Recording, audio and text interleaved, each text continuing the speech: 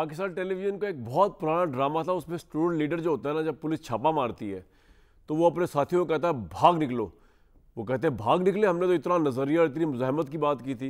उनका लीडर कहता है बेटा अभी भागोगे तो अगली जंग लड़ोगे ना, तो अगर अभी पकड़े जाओगे तो अगला मार्का कैसे सरदर्द करोगे। तो अली अमीन गंडापुर साहब का जो है ना यही मामला है, वो इसलिए भाग जाते हैं ऐन मौके से ताकि अगली जंग के लिए तैयार हो सके। इससे पहले भी वो पहुंच नहीं पाए थे, या गायब हो गए थे, या फरार हो गए थे, और इतनी बाज़गश्त सुनाई दी कि पता नहीं किधर गायब हो गए। वो आराम से निकल आए। अब की दफ़ा फिर उनका यही हुआ, पूरी सोशल मीडिया पे और हर जगह पाकिस्तान तहरीक इंसाफ के हमारे भाइयों ने बयानात दिए हुए कि उनको कोई कह रहा रेंजर से हिरासत में ले लिया, कोई कह रहा पुलिस से हिरासत में लिया, कोई कह रहा फौज ने पकड़ लिया, कोई कह रहा स्टेट ने पकड़ लिया। हालांकि ना वो पकड़े गए थे, ना वो गिरफ्तार हुए थे। वो पूरे इस्लामाबाद में जितनी फोर्सेस थी, क्या फौज, क्या रेंजर्स, क्या आईजी पंजाब की फोर्सेस, क्या आईजी इस्लामाबाद, उन सब की आंखों में वो जो है वो चमत्कार करते हुए उनके सामने से पता नहीं कौन सा लिबास पहन के कि वो नज़र नहीं आ रहे थे, वो निकल गए। और वहाँ से निकल के वो एन लैंड किए केपी असेंबली के अंदर, जिस वक्त उनकी पूरी पार्टी ये कह रही थी, वावला मचा रही थी कि स्टेट ने गिरफ्तार कर लिया, उठो पख्तून भाइयों उठो, हमारे वज़ीर आला की इज़्ज़त का सवाल है। और वो पहुँचे और उन्होंने आकर बड़ी मामला फहमाना किस्म की स्पीच की। उसमें उन्होंने ना इस्टेब्लिशमेंट की बात की, बड़ी अच्छी बात है, ना उन्होंने फ़ौज को बुरा भला कहा, बड़े सारा मुद्दा डाल दिया बेचारे आईजी पंजाब के ऊपर।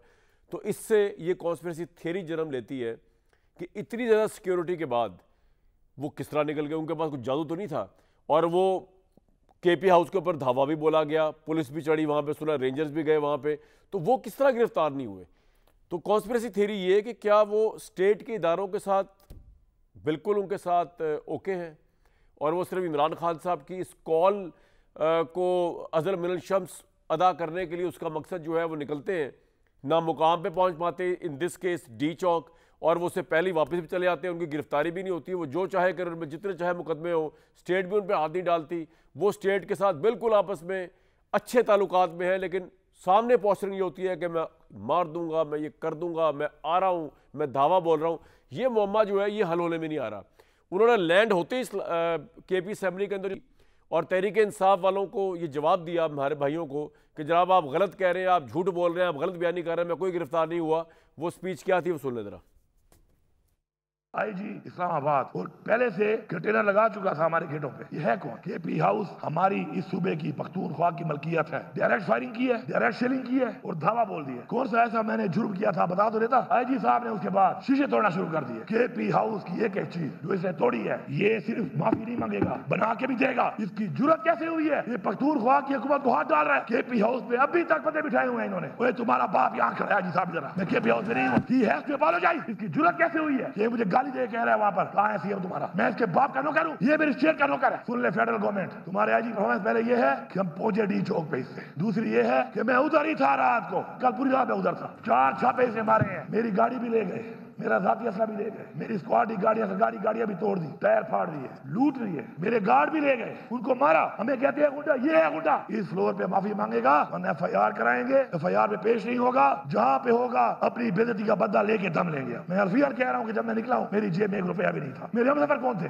पहले मैं अकेला, आगे एक बार 2 लोग, मैक्सिमम 3 बंदे मेरे हमसफर थे। पूरे 12 जिले गुजार के भी पहुंचा हूँ। वो कह रहा हूँ, मरियम मैडम सुन लो, जरा पता कर लो, तुम जो कहती हो ना मेरा दरवाजा तोड़ा गया, वो तोड़ने वाला कहाँ है, कौन है? ये तो बूढ़ पालिश कर रही हो। हमारी ये जंग जारी है, हम ये जंग मरते दम तक लड़ेंगे। ये जंग तुमने मुसल्लत की है, इंशाअल्लाह इख्तिताम इसका हम करेंगे। मर जाएंगे, गुलामी कबूल नहीं करेंगे। इस्लाह कर लो वरना सजा के लिए तुम भी तैयार रहो। ऐसे ना हो कि फिर हमारे बच्चे बदला लेना शुरू कर दें।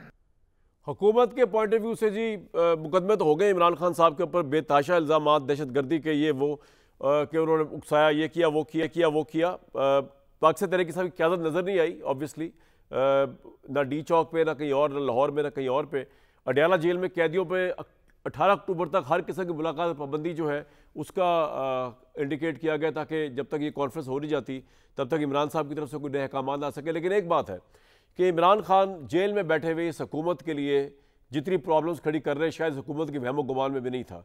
वो अपनी पॉपुलैरिटी को बहुत ज़्यादा इंजॉय कर रहे हैं। उन्होंने अपने बाद अब अली अमीन गंडापुर को एक दूसरा अल्टरनेटिव लीडर दे दिया हुआ है। वो जेल में बैठे हुए, लेकिन पूरी इंटरनेट सर्विस पूरे पाकिस्तान में बंद थी। कंटेनर्स के जरिए लाहौर से लेकर इस्लामाबाद के अंदर सारी आमदोरफ्त को बंद किया हुआ था। आम बंदे की ज़िंदगी तबाह हुई थी, लेकिन वो जेल में बैठ के उन्होंने पूरी हुकूमत को आग लगाया हुआ है। ये दूसरा पर्सपेक्टिव उसके ऊपर। और एक पर्सपेक्टिव ये है कि इमरान खान इस वक्त तने तना है, उनकी पार्टी भी कोई एहतजाज की कॉल में नहीं आ रही। अली अमीन गंडापुर भी मुबैना तौर पर कॉम्प्रोमाइज़ हो चुके हैं और वो सिर्फ फेस सेविंग के लिए आते हैं, और इमरान साहब जेल के अंदर हैं, वही तारीख लाते हैं और उसके बाद निकलना निकालना कुछ नहीं। अदालतें नहीं बन रही हैं, शायद उनकी बेल छेल के मसले भी हल ना हो। ये दो पर्सपेक्टिव हमारे सामने है। मुल्क किस तरफ जा रहा है। आज ऑल पार्टीज फ़लस्तीन की कॉन्फ्रेंस थी, उसमें हम सब यूनिटी का मैसेज दे रहे थे कि तमाम इस्लामिक कंट्रीज यूनाइट हो जाए। इसमें मैं बात करूंगा, हम तो आपस में यूनाइट नहीं है। तहरीक इंसाफ ने बाइकआउट किया हुआ था आज की कॉन्फ्रेंस का, उनके अपने रीजंस होंगे, वो क्या समझेंगे कि हमें फ़लस्तीनियों की तरह डील किया जा रहा है इसलिए हम क्यों हैं। दूसरा पर्सपेक्टिव ये है कि इजराइल के खिलाफ एक बात हो रही थी, तो पाकिस्तान तहरीक इंसाफ जो है उसको जाना चाहिए था वहाँ पे, वो क्यों नहीं गई। इन तमाम चीज़ों पर बात कर लेते हैं। हमारे साथ बड़े जय्यद लोग मौजूद हैं। कमर पाकिस्तान पीपल्स पार्टी से अहमद अवैस साहब, पाकिस्तान तहरीक इंसाफ से, और सेनेटर मुसद्दिक मलिक साहब आफाकी वज़ीर पेट्रोलियम के। पहले ज़रा जानने की कोशिश कर लेते हैं गवर्नमेंट से। मुसद्दिक मलिक साहब, आपकी भी बड़ी नाकामी है कि इमरान खान जेल में बैठ के उसने आप लोगों को आगे लगाया हुआ, तो ये आपकी नाकामी है। आप पॉपुलर तो हो नहीं रहे, इनकी पार्टी पॉपुलर हो जा रही है अगरचे ये जेल के अंदर है। और तीसरी बात ये कि इतने बेबस हैं, आपकी समझ ही नहीं आई कि अली अमीन गंडापुर आपके सामने से निकल गए, आपकी पुलिस, आपके सारे लोग, आपकी सारी सिक्योरिटी फोर्स देखती रह गई और वो निकल के पहुंच भी गए केपी असेंबली पर। लिताड़ा जाके फिर उन्होंने दो बंदों को, एक आईजी पंजाब को और एक मरियम नवाज साहिबा को। देखिए, मुझे तो आपकी ये जो बात है ये प्रोग्राम के नुक्ता नज़र से तो शायद सही होगी, लेकिन हकीकत ये है कि जिस तरह वो ललकार रहे थे और जो गुफ्तगू वो फरमा रहे थे कि मैं जेल तोड़ के कैदी को ले जाऊंगा और मैं यहाँ पर यलगार करूँगा और दारुल हुकूमत जो है उस पर कब्ज़ा कर लूँगा, और मेरे साथ ये अफ़गान तालिबान भी साथ आ रहे हैं और साथ में अफ़गानी नेशनल भी हैं जो पकड़े गए हैं, और मैं केपी की पुलिस भी लेकर आ रहा हूँ जिनके पास गन्स भी हैं, असला भी है। तो उस तसादुम को किए बग़ैर, यानी एक मुमलिकत के अंदर एक सूबा जो है उसकी फ़ोर्स आके वफाकी हुकूमत की फ़ोर्स से टकरा जाए और वहाँ पे कत्ल व गारत हो, इन तमाम चीज़ों को अवॉइड किया गया है एक तरीक़ाकार से, जिसमें बड़ी लोगों को मुसीबत हुई कि हमें टेलीफोन बंद करने पड़े, कंटेनर लगाने पड़े। आप गंडापुर साहब गिरफ्तार कर नहीं सके या आपसे वो गिरफ्तार हुए नहीं थी? जी, मैं आपको दोनों बातें बताता हूँ ना। पहली बात तो ये है कि जो उनका क्लेम था कि मैं डी चौक आऊँगा, तो डी चौक तो भाई वो आए नहीं। और दूसरा जो उनका क्लेम था कि मैं डी चौक में अपनी पूरा वो जत्था जिसे लेकर आ रहे थे उसके साथ आऊँगा और कब्ज़ा करूँगा, तो जत्था तो पहुँच नहीं सका। अब वो अगर किसी पहाड़ी या किसी गली महल्ले के किसी नाले के पास से होते हुए खैबर पख्तूनख्वा हाउस में पहुंच गए हैं, तो ये तो उनका क्लेम नहीं था कि मैं छिप छुपा के किसी पिछली गली में से खैबर पख्तूनख्वा हाउस तक पहुंच जाऊंगा। ये तो उन्होंने नहीं कहा था। उन्होंने तो कहा था कि मुझे कोई रोक नहीं सकता, और पगड़ी उन्होंने पहनी हुई थी और ललकारते हुए आ रहे थे कि ये मेरी फोर्स है, इसको कोई रोकेगा नहीं, रोकेगा तो मैं उल्टा दूंगा। उल्टा क्या दूंगा? एक पुलिस अफसर को उन्होंने शहीद कर दिया आते आते में, लेकिन पहुंच तो नहीं पाए। उसके बाद एक बंदे का पिछली गली से, पतली गली से होके किसी जगह पे अंदर चला जाना या छिप जाना या वहाँ से निकल जाना, ये तो हमारे जो यहाँ पे लोग जो काम करने आते हैं वो भी बेचारे एक एक करके पिछली गली से, मोटरसाइकिलों से या किसी तंग गली से होते हुए तो यहाँ पहुँच ही रहे थे। असल में तो सिर्फ जत्थों को रोकना था, तो जत्थों को तो रोक लिया, और ना सिर्फ रोक लिया बल्कि बग़ैर खून खराबे के जो तरीक़ाकार था, जिस तरह गन फायरिंग हो रही थी, जिस तरह आपने खुद तस्वीर के अंदर देखा कि जो लोग आ रहे थे उनके पास कहाँ से ये आंसू गैस के शेल आ गए, मगर इसके बावजूद बग़ैर तसादुम के रियासत ने बग़ैर कम अज़ कम जो इनके साथ लोग आ रहे थे उनकी जानो माल का तहफ़्फ़ुज़ किया कि किसी जगह पे तसादुम ना हो। आपका ये पॉइंट आ गया, शहादत भी दी। राइट, आपका ये पॉइंट आ गया। कायरा साहब, मैं वैसा भी पता है आपको जवाब देना चाहेंगे, लेकिन मैं चाह रहा हूँ एक पॉइंट व्यू और लूँ। कायरा साहब, आपको लगता है कि इस वक्त सबसे ज़्यादा क्रिटिसिज्म जो इस गवर्नमेंट पे हो रहा है वो ये ग्रॉस ह्यूमन राइट्स वायलेशन का हो रहा है कि जी ये जलसा करने की परमिशन नहीं दी जा रही, इनको कंटेनर लगा के साथ रोका जा रहा है? आप समझते हैं इसके अंदर वजह? दूसरा सर, इसका भी जवाब जरूर दीजिएगा कि हुकूमत की जितनी भी स्ट्रेटजी है इमरान खान को रोकने की, क्या इमरान खान को ये रोक पा रहे, या वो जेल में बैठ के इस हुकूमत को जो है वो दिन ब दिन मजीद अनपॉपुलर से अनपॉपुलर करी जा रहा है?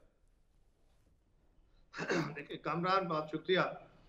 पहली बात तो यह है कि जो सूरत हाल इस वक्त मुल्क के अंदर बनी हुई है, हम बुनियादी तौर पे एहतजाज और नफरत भड़काने में जो तमीज है वो मिटा बैठे। ठीक है। एहतजाज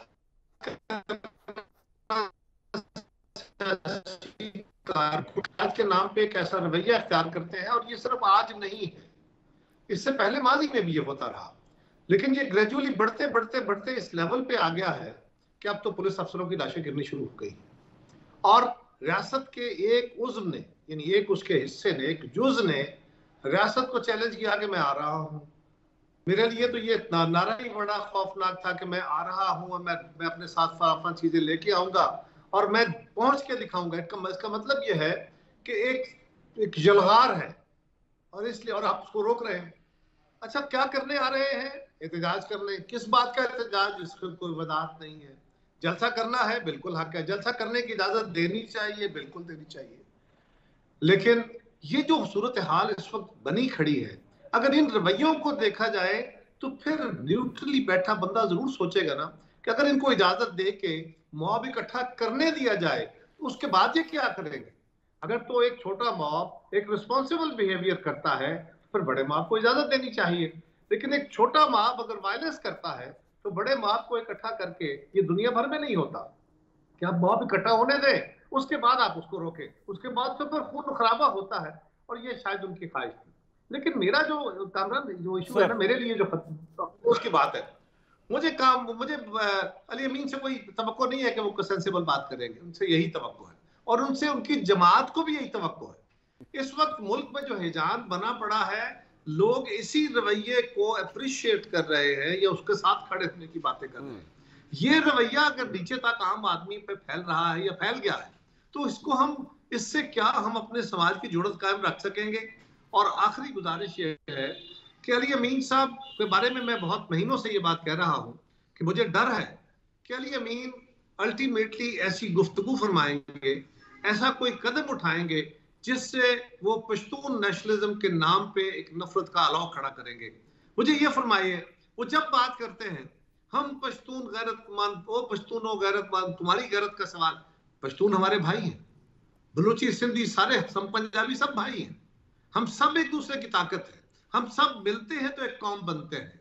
लेकिन एक शख्स जो सूबे का चीफ मिनिस्टर है वो अपने तय यही कहे जाए कि मैं गैरतमंद हूं और पठानो तुम गैरतमंद हो, इसका मतलब क्या है? सर्कमस्टांशियली वो क्या कह रहा है? बाकी सब बेगैरत है। को क्या कह? तो ये कोई सेंसिबल गुफ्तगू है? ये तो एक कौम प्रोवोकेटिव है आपके नजदीक, कर देने की बात है, सुबाई कार्ड है आपके नजदीक। जो पश्तून कौम है वो कभी इस सोच के साथ नहीं होगी। लेकिन पश्तून कौम से मेरा सवाल, पश्तून कौम से, मैं पीटीआई की बात नहीं कर रहा, कि ऐसे शख्स की जबान को लगाम दो, इसको कंट्रोल करो मेरे भाई। हम सब ने ऐसी मनफी आवाजों को कंडेम करना है जो हमें एक भाई को दूसरे भाई के सामने खड़ा करे, जो एक कौमियत को दूसरी कौमियत के सामने खड़ा करे। इख्तलाफ है, लड़ाइयां हैं, हम भी ज़ियाउल हक के दौर से लेकर लड़ाइयां लड़ते चले आए, हर हुकूमत के खिलाफ एहतजाज किया, क्या नहीं किया मुस्लिम लीग ने हमारे खिलाफ, क्या नहीं किया हमने मुस्लिम लीग के खिलाफ, सब कुछ होता रहा, लेकिन हर चीज की लिमिट थी। लेकिन ये जो इस वक्त पाकिस्तान के अंदर जितनी खराबी बढ़ चुकी है, अब उस पर, ये मैं आज नहीं कह रहा, मेरे महीनों से प्रोग्राम में आप देख सकते हैं, रिकॉर्ड पे है, कि मुझे डर है कि अली अमीन को ये फाइन लाइन नहीं समझ आएगी और अल्टीमेटली वो इंटेंशनली या अनइंटेंशनली उस तरफ चला जाएगा जो हमारी कौमी लड़ाई कराएगा, और वो उस तरफ आ रहा है। उसने वो नारे लगाने शुरू कर दिए हैं। उसकी स्पीच सारी में, जो कल असेंबली में स्पीच हुई, वो अपने मुखालिफ सब लोगों तुम ये हो, तुम में गैरत नहीं है, पश्तूनों का इशू है, पश्तूनों किसको कह रहा है? पश्तूनों का इशू है तो उसका मतलब है पंजाबियों ने रोका है ना। वो मरियम बीबी को कह रहा है तो किसको कह रहा है? तो ये सूबे का चीफ मिनिस्टर है, पंजाब को भी कह रहा है तो पंजाब को कहा है। सही, आपका पॉइंट बड़ा। आईजी पंजाब को कहा है, आईजी इस्लामाबाद को ज्यादा चैलेंज किया, उसको गालियां दी है, ये कहना तेरा बाप है। यार कोई ये गैर मुहज्जब जुबान है। आईजी इस्लामाबाद एक जिम्मेदार आदमी है, सीनियर अफसर, आपको उनके कंडक्ट से इख्तलाफ है। क्या करते रहे अली अमीन साहब की अपनी जमात, क्या करते रहे हमारे साथ? क्या करते रहे मुस्लिम लीग के साथ, क्या क्या तमाशे नहीं किए, क्या हमने ये जबानें इस्तेमाल की। लेकिन मैं इसको भी एक तरफ छोड़ता हूँ, ये एक शख्स का रवैया है, उसको छोड़ दो। सवाल यह है कि इस वक्त पीटीआई को और खैबर पख्तूनख्वा के और बाकी जगहों पे मेरे अपने पश्तून भाइयों से गुजारिश है हाथ बांध के, खुदारा ऐसी पागल सोचों को रोको, इससे नफरत बढ़ेगी। ठीक है, फिर पंजाबी उठ के खड़ा हो जाएगा, फिर बलोच उठेगा, फिर सिंधी उठेगा, कितनी गालियां खाएंगे।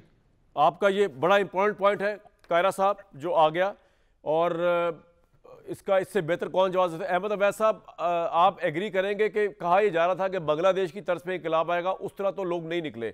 अब आप कह सकते हैं कंटेनर लगाए गए या जो कुछ किया गया, इंकलाब तो फिर कंटेनर्स की परवाह नहीं करता, अगर इंकलाब होता तो कंटेनर उखाड़ फेंकता, नंबर वन। नंबर टू, जिस कायरा साहब भी कह रहे हैं और मुसद्दिक मलिक साहब भी कह रहे हैं, मुसद्दिक मलिक साहब तो हार्ड कोर गवर्नमेंट है, हम कायरा साहब जो है वो रिलेटिवली गवर्नमेंट का हिस्सा नहीं है उस तरह। तो वो जिस तरह फरमा रहे हैं कि जिस तरह पख्तून कार्ड खेला जा रहा है, जिस तरह लोगों के जज्बात को भरा जा रहा है और लोग आपके साथ हैं, ये और खतरनाक बात है कि लोग आपके साथ हैं। इमरान खान के साथ, कामरान इमरान के साथ पंजाबी भी हैं, उनके साथ बाकी जी भी है। ये किसी एक कौमियत का इस तरह इजहार करना, ये तो बड़े अफसोस की बात है। कल क्या वहां जो लोग आए जिन्होंने मारे खाई, जो पकड़े गए, क्या वो सारे पश्तून हैं? राइट, क्या पंजाबी नहीं थे? क्या बाकी सूबों के लोग नहीं थे? अवैस साहब, now you have time to respond sir. नफरत की सियासत कौन कर रहा है, क्यों हो रही है आपकी तरफ से, अगर इल्जाम लग रहा है,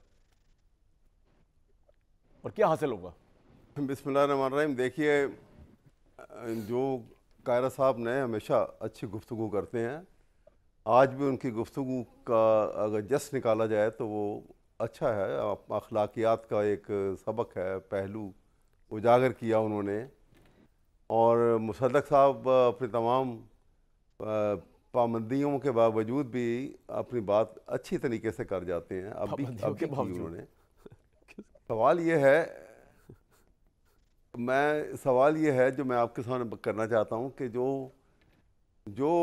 एक तरफ गैर महज़ब ज़ुबान है जिसको कोई अप्रिशिएट नहीं कर सकता। मैं आपके सामने बैठा हूँ और गंडापुर साहब की जो गुफ्तगू, जो थ्रेट और ये अंदाज़ जो है मुझे नापसंद है। मैं ओपनली कह रहा हूँ इसको, और मैं हर जगह जब बात मैंने कहनी होती मैं कह देता हूँ सर, जो महसूस करता हूँ उसको। ठीक। लेकिन एक तरफ गैर महज़ब ज़ुबान है, दूसरी तरफ गैर महज़ब इक़दामात हैं।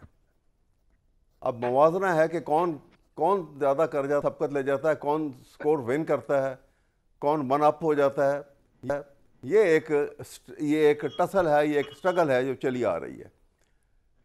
देखिए ना, एक तरफ ये मामला जैसे हुआ, उस कंटेनर की बात हुई और ये सारी बात हुई, ये सारा सिलसिला हुआ। अगर ये कंटेनर्स ना लगते और ये मॉब अगर आ भी जाता तो ये कुछ भी नहीं होना था, कोई ऐसी बात नहीं, कोई क़यामत नहीं आ जानी थी। लेकिन बहरहाल जो हो चुका वो हो चुका। मेरा कहने का मकसद ये है कि ये ड्रामा जो चल रहा है ना, इसमें जो आपको पता है कि कुछ साल पहले वो सोलो एक्ट था, लेकिन मियां नवाज शरीफ ने भी ये ड्रामा किया था। क्या कमाल किया था वो, तो मुल्क से ऐसे निकल गए थे, सबको चमत्कार दिखा के, जैसे भी आपने लफ्ज़ इस्तेमाल किया ना, चमत्कार।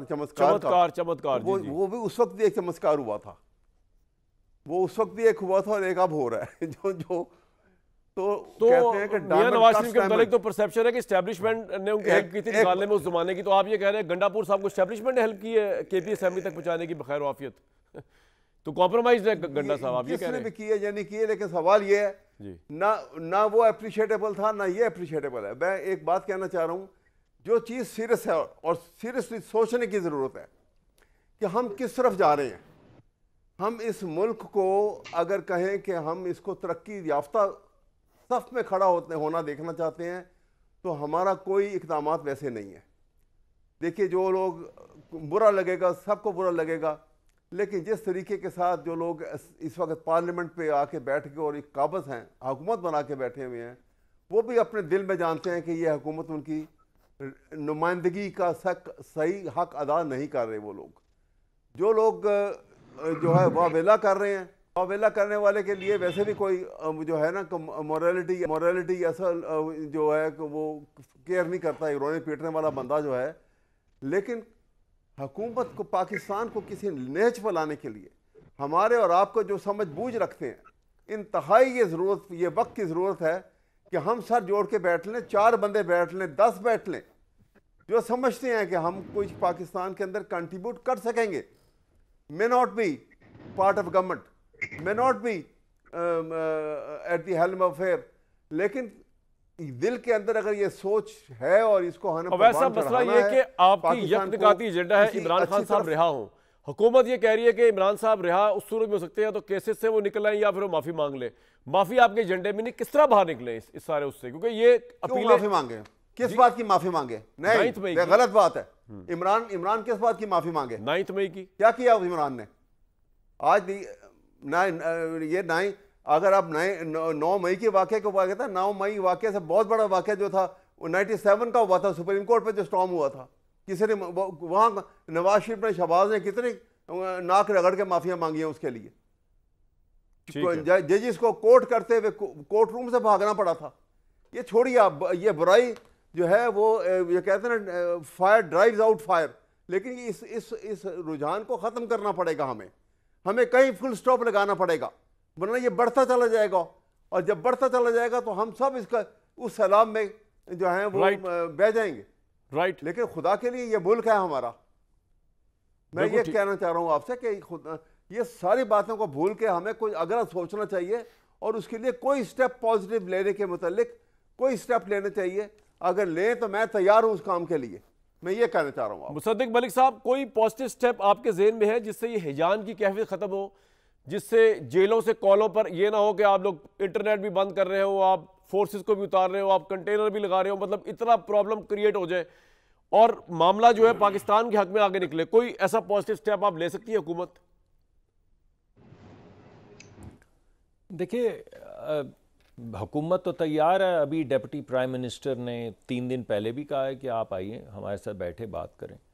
लेकिन एक साहब आपको कहें कि हूँ तो मैं जमहूरियत का अलमबरदार और मैं तो पाकिस्तान का, चले हम कहते हैं सिलेक्टेड, वो समझते हैं इलेक्टेड, पाकिस्तान का प्राइम मिनिस्टर भी रह चुका हूँ, लेकिन किसी जमहूरी क़ुव्वत से बात नहीं करूँगा। जमहूर में से हूँ, जमहूरियत से नहीं हूँ।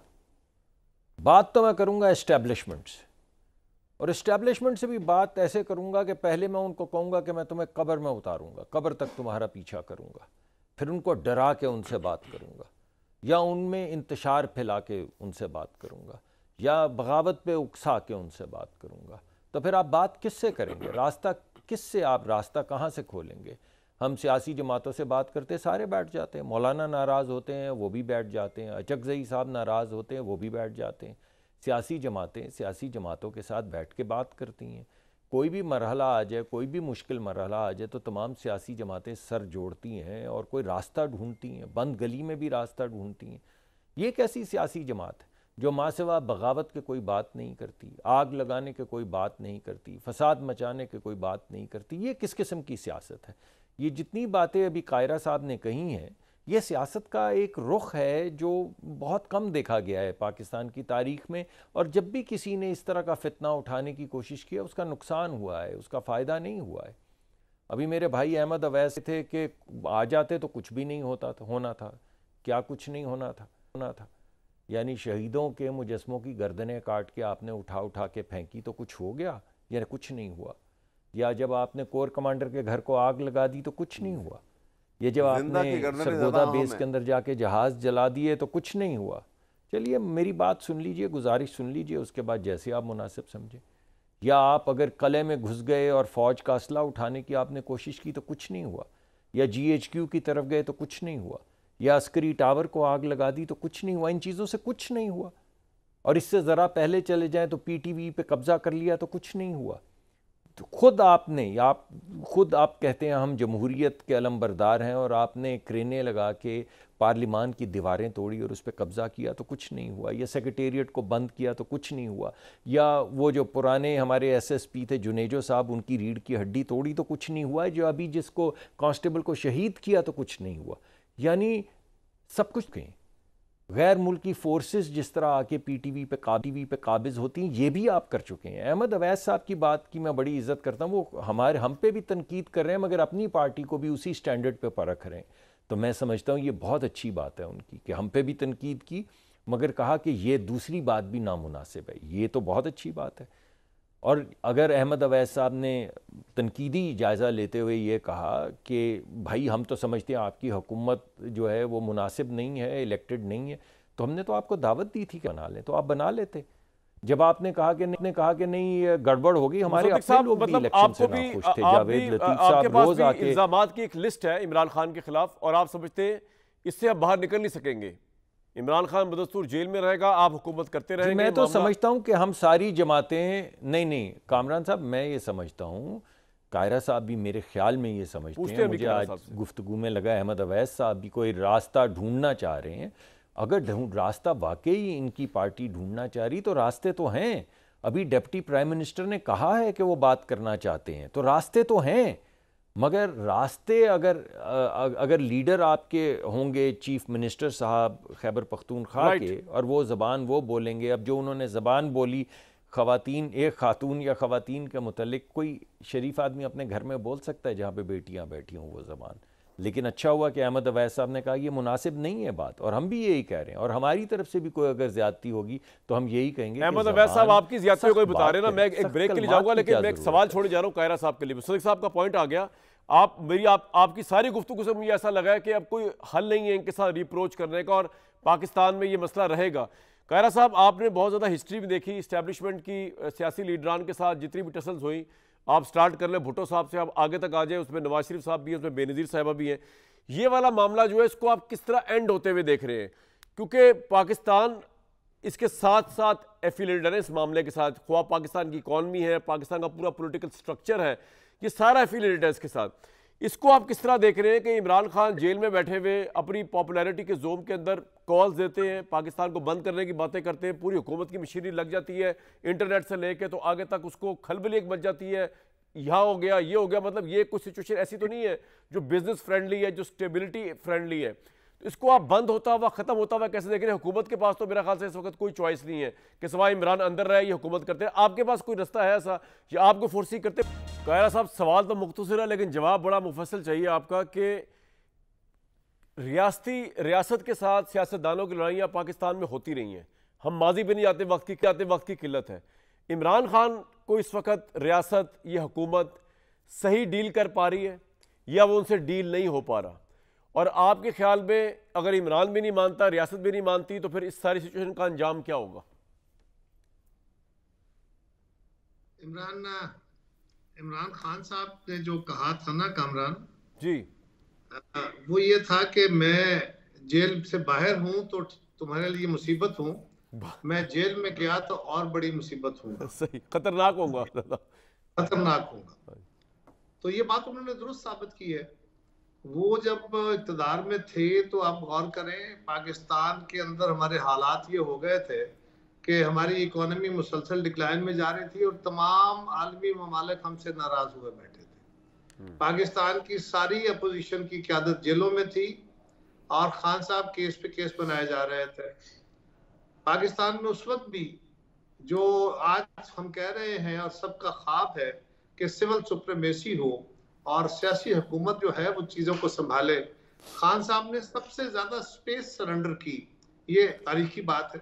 ठीक है, अब सवाल आ गया कि अगर इन मामलात में जिस तरह चीज़ें उलझ गई हैं, माजी में भी उलझती रही हैं, लेकिन अब जितनी नफरत का एलिमेंट आ गया है, बात बर्दाश्त न करने का जो एलिमेंट आ गया है, अवाम में भी तसलसल के साथ ना कामरान, ये जो हमारा एक आदत बन गई है कि हम आइन को तोड़ते हैं, कानून को तोड़ते हैं, ताकतवर जो है वो ये काम करता है, कारोबारी करता है, सियासतदान करता है, जज करता है, जर्नैल करता है, सब करता है। तो आम आदमी में ये ट्रेंड आ जाता है कि वो वैल्यूज और कानून को बेमानी समझता है। ठीक है, वो ताकत के जोर पे चलता है, इंटरेस्ट पे जाता है। खान साहब का इस वक्त इंटरेस्ट ये है कि उनकी जमात ये सोच रही है कि उनको बाहर निकालने के लिए दबाव का जो भी लेवल आए, उसका जितना भी नुकसान मुल्क को हो जाए परवाह नहीं है, हमें इस वक्त अपना टारगेट अचीव करना है। यानी टारगेट ओरिएंटेड होके आप इस कदर चले जाएं कि उसके लिए आप माशरती रवैये, सियासी रवैये, आप लोगों के अपने रवैये, इन सबको बर्बाद कर दें, हत्ता कि मुल्क का इंटरेस्ट बर्बाद हो तो नथिंग रॉन्ग। पाकिस्तान के अंदर चीन के सदर की आमद थी, उस वक्त भी एक धरने ने सारा कुछ सबोटाज किया। आज मैं कहता हूँ एहतजाज करना है ना, हक है। आप कहते हैं कि हमारे साथ ज्यादती हो रही है, क्या कुछ नहीं किया आपने?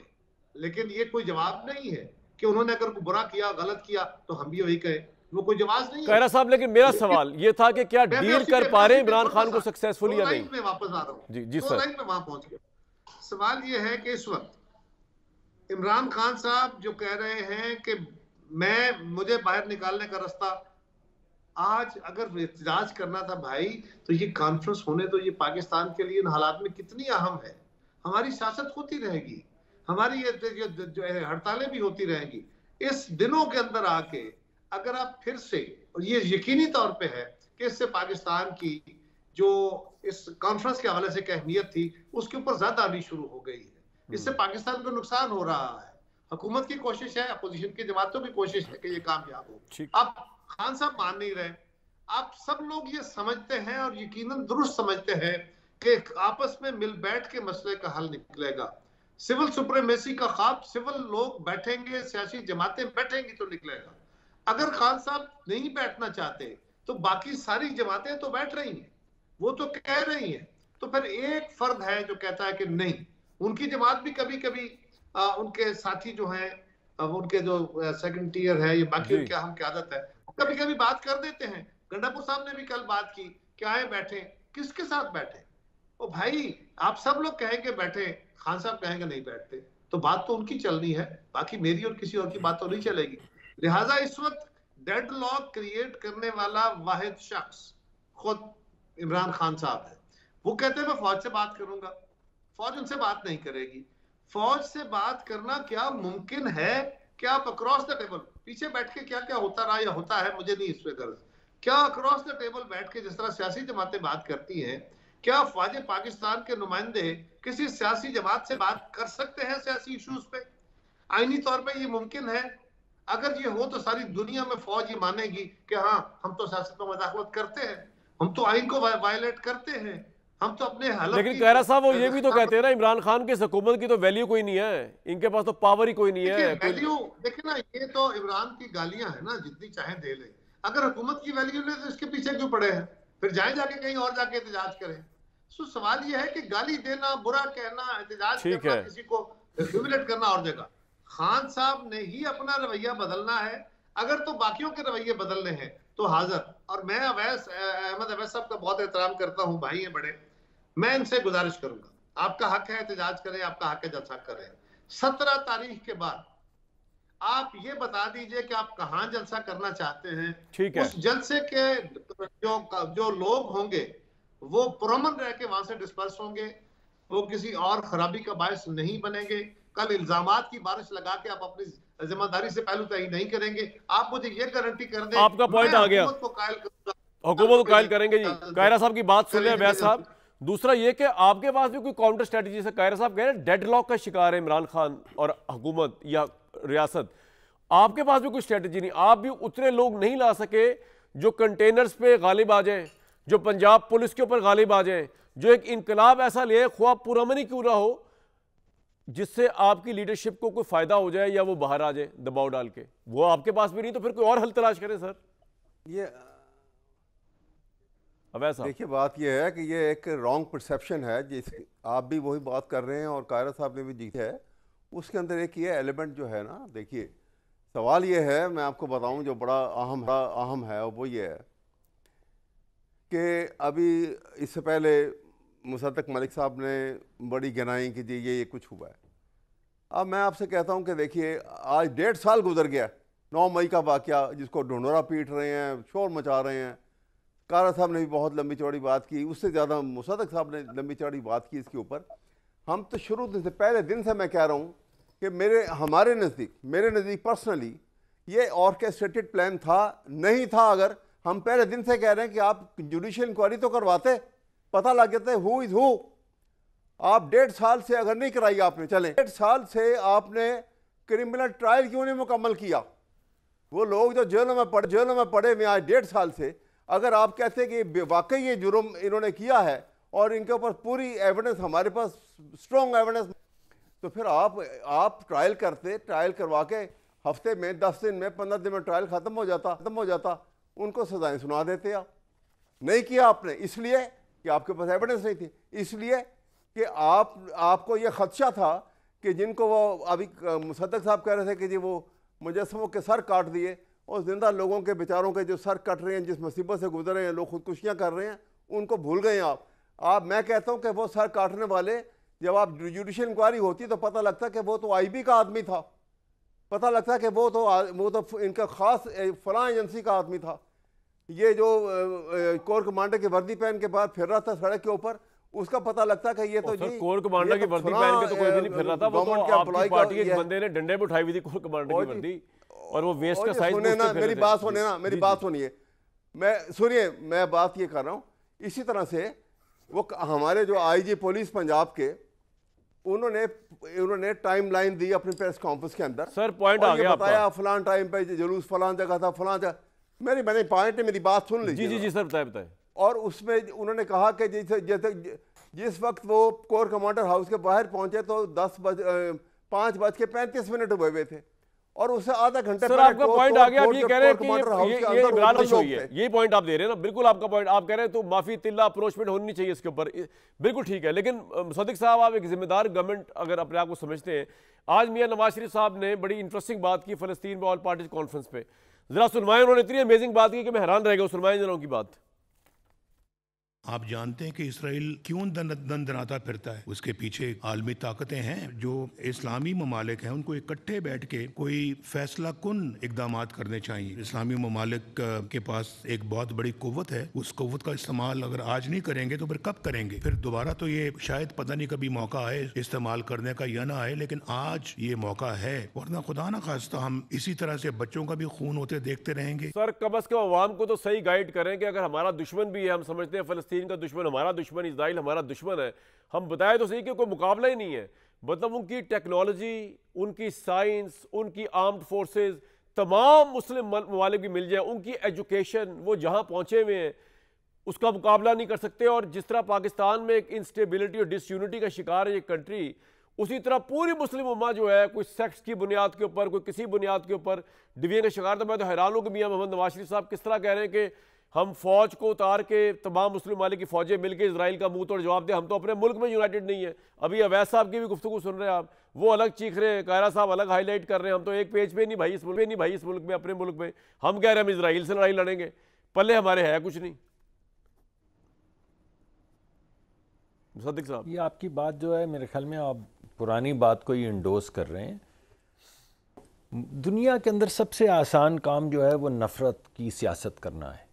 जिस तरह इज़राइल नफ़रत की सियासत करता है, अगर उसी तरह की गुफ्तगू हम भी शुरू कर देंगे तो हमारे मुल्क में क्या होगा?